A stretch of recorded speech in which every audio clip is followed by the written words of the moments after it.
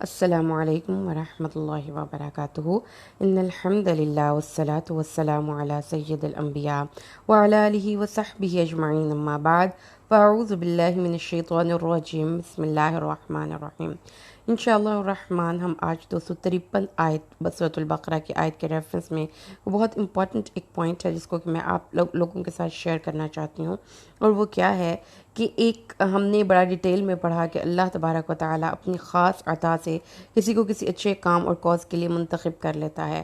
اسی بابت میں ہم نے پڑھا کہ رسولوں کی بعض پہ بعض پر فوقیت ہے، اور رسول اللہ صلی اللہ علیہ وسلم پر اللہ کی خاص عطا ہوئی، اور ہم بحیثیت امت محمدیہ ایک بہت فضیلت یافتہ قوم ہے۔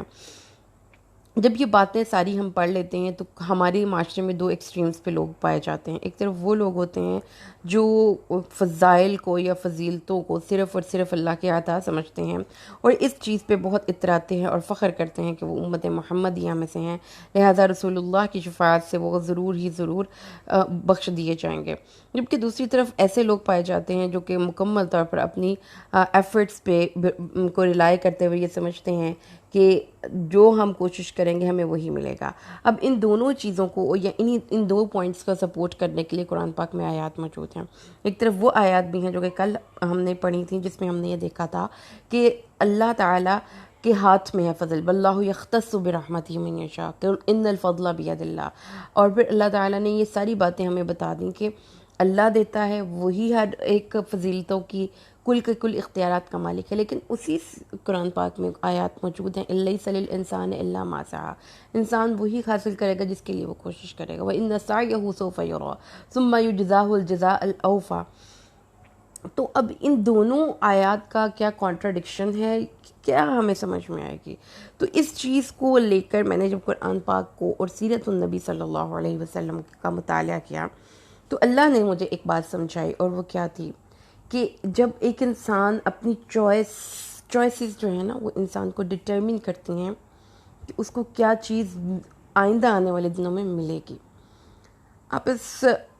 ایک انسان ایک نیگیٹو چیز کو حاصل کرنے کے لیے ایک طلب کرتا ہے، کوشش کرتا ہے، تو جب وہ ایک نیگیٹو تھاٹ کو لے کر، اس ایک نیگیٹو تھاٹ پروسیس کو لے کر وہ موو کرتا ہے سوسائٹی میں، تو جو اس کے اندر سے ایک نیگیٹو ایک وائبس نکلتی ہیں وہ اس جیسے نیگیٹو لوگوں کو اٹریکٹ کرتی ہیں۔ لہٰذا آپ نے یہ چیز بڑی حیرت انگیز ہے کہ وارداتیے، جواری، شرابی، ان کی جو حلقہ احباب ہے، ان کا اٹھنا بیٹھنا ہے، ان کے جو دوست ہیں وہ ان جیسے ہی ہوں گے۔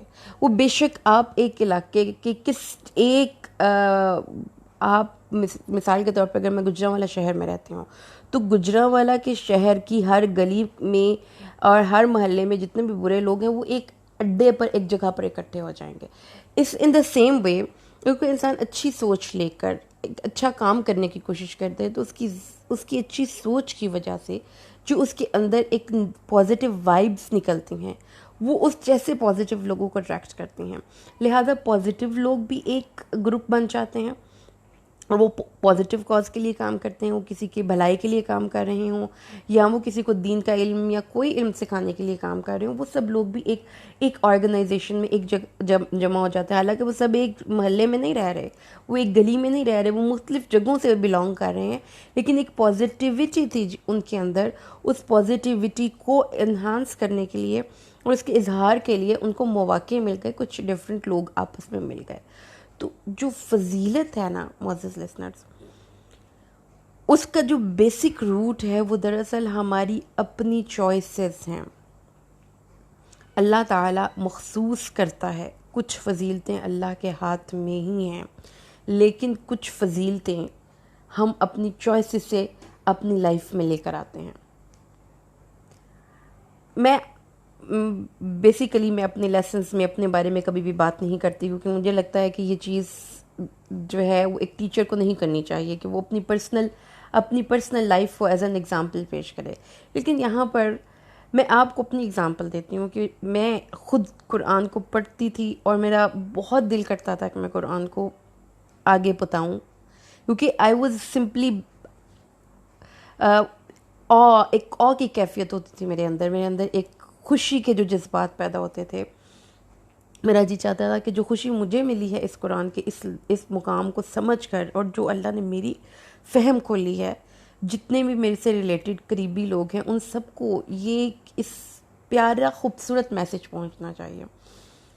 تو اللہ تعالیٰ نے ایک سوچ میرے اندر جب یہ پیدا ہوئی، تو اس کے بعد اللہ تعالیٰ نے، میرے پاس کوئی ریسورسز نہیں، میرے پاس کوئی ادارہ نہیں، میرے پاس ایسا کچھ بھی نہیں، ایک سمپل گھر کے ایک بیک گراؤنڈ میں ایک سمپل موبائل فون کی ڈیوائس میرے پاس موجود ہے، جس کو کہ اللہ نے میرے دماغ میں آئیڈیاز ڈالے۔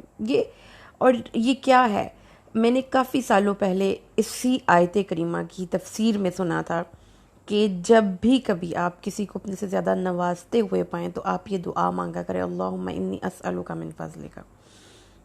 میں نے جب اس اسپیکر کی وہ لیسن سنا، لیکچر سنا، تو میں نے اس دعا کو اپنے اذکار کی روٹین میں شامل کر لیا، اللہم انی اسألک من فضلک۔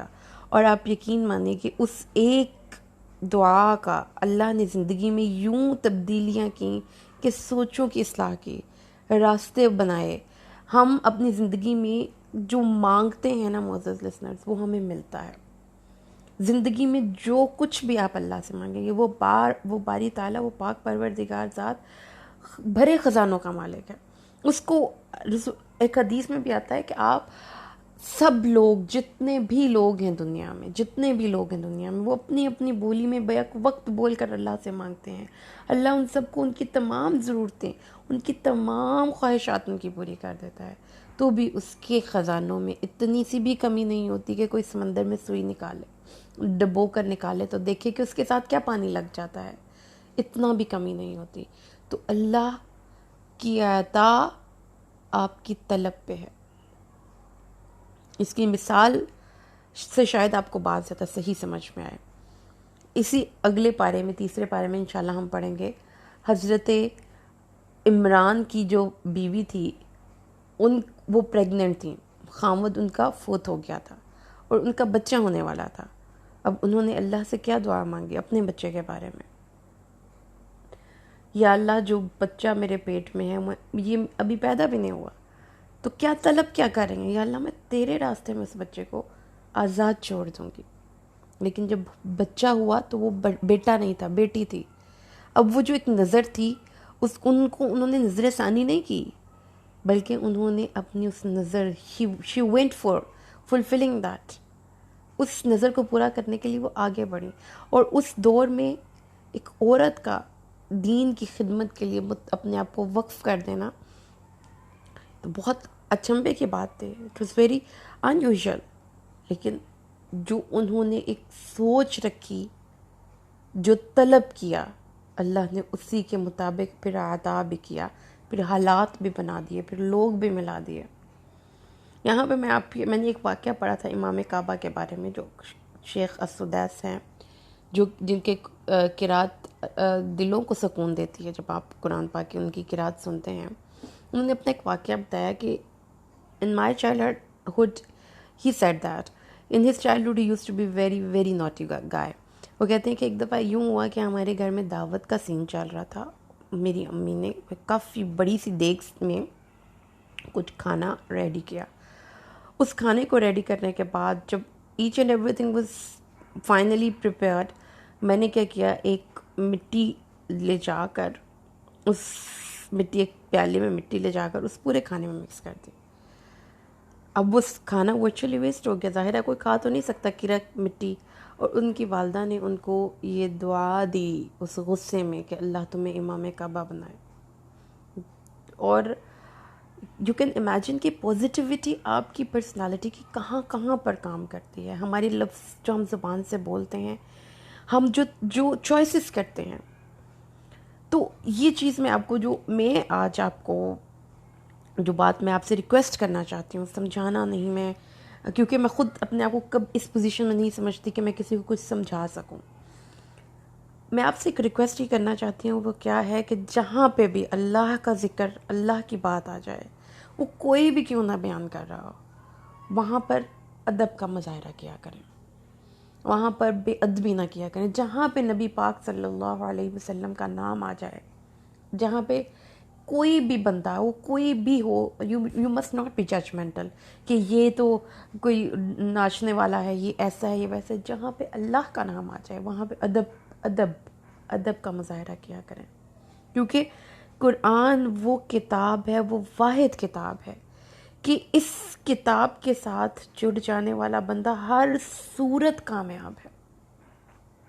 دنیا میں جب آپ امتحان دیتے ہیں تو بہت سے امتحانات ایسے ہوتے ہیں جس میں کہ رزلٹ فیل کی صورت میں نکلتا ہے، آپ نے کوشش کی، آپ کو آپ کی منزل نہیں ملی، لیکن کتاب اللہ کے ساتھ ہمارا جڑ جانا وہ آپ کی زندگی میں کیا رول پلے کرے گا۔ جو اس کا ماہر ہے وہ عزت والے معزز فرشتوں کا ساتھ پائے گا، جو اس کو مشکل سے پڑھتا ہے وہ 2 اجر لے کر جائے گا، جس نے اپنے بچے کو پڑھانے کے لیے کوشش کی اس کے سر پہ تاج رکھا جائے گا، جس کی روشنی چاند اور سورج سے بھی زیادہ ہے، جو خود قرآن کا حافظ ہے اس کو کہا جائے گا پڑھتا جا اور منازل طے کرتا جا، جو قرآن کو پڑھنے کے بعد اس پہ عامل ہے، اس کو اجازت ہوگی کہ اپنی فیملی کے 10 لوگوں کو دوزخ کی آگ سے چھڑا سکے۔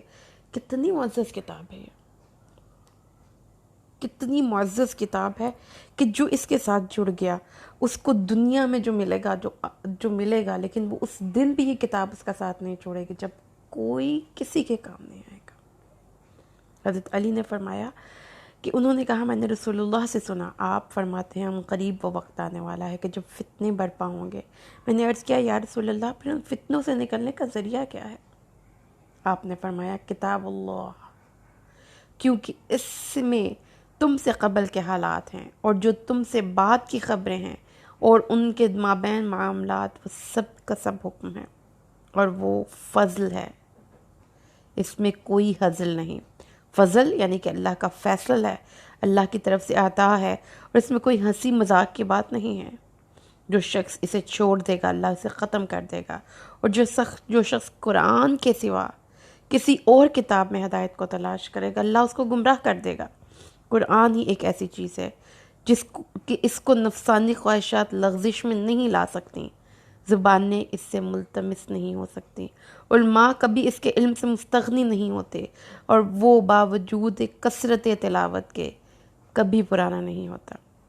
اس کے عجائبات ختم نہیں ہوتے، اس کے مطابق کہنے والا سچا ہے، اس پر عمل کرنے والا اجر پاتا ہے، اس کے مطابق حکم دینے والا عادل ہوتا ہے، اس کی جانب دعوت دینے والا اللہ کی طرف رہنمائی پاتا ہے۔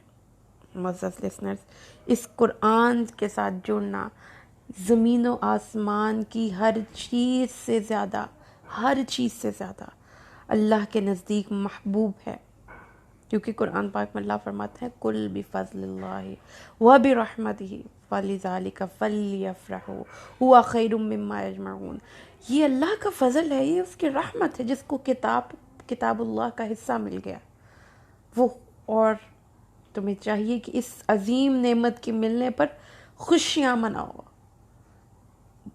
فرح، ایسی خوشی جس میں انسان خوشی سے بھولے نہ سمائے۔ اللہ تعالیٰ فرماتے ہیں جس کو یہ کتاب مل گئی اس کو تو خوشی سے بھولے نہیں سمانا چاہیے کہ اس کو اللہ کے فضل کا اتنا بڑا حصہ مل گیا۔ تو جو بھی آپ کے ارد گرد رہنے والے لوگ ہیں، آپ کے دوست ہیں، آپ کے احباب ہیں، آپ کے بہن بھائی ہیں، آپ کے رشتہ دار ہیں، جن سے آپ خیر خواہ ہیں، جن کا ساتھ دیکھیں، اللہ نے اس جو میں نے پازیٹیو وائبس کی بات کی تھی کہ ہم ایک کاز کو لے کر جب اکٹھے ہو جاتے ہیں، جو ہمارے اندر کی اچھی سوچیں ہوتی ہیں وہ ہمارے جیسے اچھے لوگوں کو یا ان لوگوں کو اٹریکٹ کرتی ہیں جن کے اندر اس نیکی کو اپریشیٹ کرنے کا جذبہ ہوتا ہے۔ لہٰذا یہ اللہ کا فضل ہے، جب آپ اپنی چوائس سے سیدھے راستے کا انتخاب کرتے ہیں تو اس راستے پر چلنا اللہ آسان کر دیتا ہے۔ اس لیے رسول اللہ صلی اللہ علیہ وسلم نے فرمایا ہے کہ جس گھر میں قرآن پڑھا جاتا ہے اس میں خیر و برکت کی کثرت ہوتی ہے، اور جس میں نہیں پڑھا جاتا اس میں اس کی خیر و برکت گھٹ جاتی ہے۔ قرآن مجید ایک ایسی توانگری ہے، ایسی غنا ہے، کوئی ہو نہیں سکتا کہ اس کے برابر کوئی غنا حاصل کرے۔ رسول اللہ صلی اللہ علیہ وسلم نے فرمایا کہ اس کتاب اللہ پر عمل کرنا، اللہ تبارک و تعالیٰ نے فرمایا ہے، رسول اللہ نے فرمایا کہ اپنے گھروں کو دوزخ، اپنے گھروں کو قبریں نہ بناؤ۔ جس گھر میں قرآن کی تلاوت ہوتی ہے اس گھر سے شیطان بھاگ جاتا ہے۔ قرآن کے حاملین اہل جنت ہوں گے۔ سبحان اللہ، اہل قرآن ہی اللہ کے خاص بندے ہیں۔ اور پھر آپ نے فرمایا کہ تم میں سے کوئی شخص یہ پسند کرتا ہے کہ وہ اپنے گھر والوں کے پاس آئے اور وہ اس وقت 3 بڑی بڑی موٹی اور تازی اور حاملہ اونٹنیاں لائے۔ اب آپ اس کو اگر آج کے دور سے سمجھیں، کوئی بہت بڑی اچھی برانڈ کی نیو کار، روز کسی بندے کو 2 کاریں مل جائیں تو ہم کہیں گے واہ واٹ اے لک، کتنا فارچونیٹ بندہ ہے یہ۔ آپ فرماتے ہیں تم میں سے کوئی یہ پسند کرتا ہے؟ لوگوں نے کہا واہ ضرور ہے نبی۔ آپ نے فرمایا تو یہ وہ 3 آیتیں ہیں، ان میں سے تم میں سے کوئی شخص نماز میں پڑھے وہ ان کی 3 حاملہ اونٹنیوں سے بہتر ہیں۔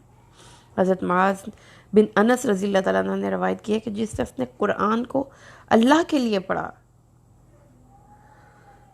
جس شخص نے قرآن کو اللہ کے لیے پڑھا، وہ شخص جو کچھ بھی زمین و آسمان میں ہے، اللہ کو وہ شخص اس سے زیادہ محبوب ہو جاتا ہے۔ وہ صدیقین، شہداء اور صالحین کے ساتھ لکھ دیا جاتا ہے۔ حضرت معاذ بن انس، مسلم کی روایت ہے، بہترین گفتگو کتاب اللہ ہے۔ جس نے قرآن کو اللہ کے لیے پڑھا وہ صدیقین، شہداء اور صالحین کے ساتھ لکھ لیا جاتا ہے۔ یہ لوگ کیا ہی اچھے رفیق ہیں۔ یہ نور، یہ روشنی، یہ ایک آیت قیامت کے دن ہمیں اس کا امپورٹنس کا پتہ چلے گا۔ تو میں آپ کو پھر سے کنگریچولیٹ کرتی ہوں، اور خود سے بھی یہ ایک تجدید عہد کیجئے۔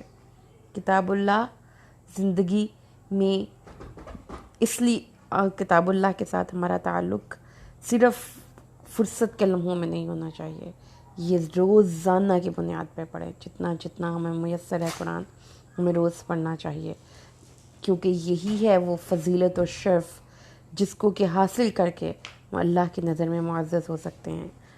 اللہ سے دعا ہے کہ اللہ ہمیں قرآن پڑھ کر سمجھ کر عمل کرنے کی توفیق عطا فرمائے۔ آمین۔ بارک اللہ لی ولکم فی القرآن الحکیم ونفعنی وإیاکم بالآیات والذکر الحکیم۔ السلام علیکم ورحمۃ اللہ وبرکاتہ۔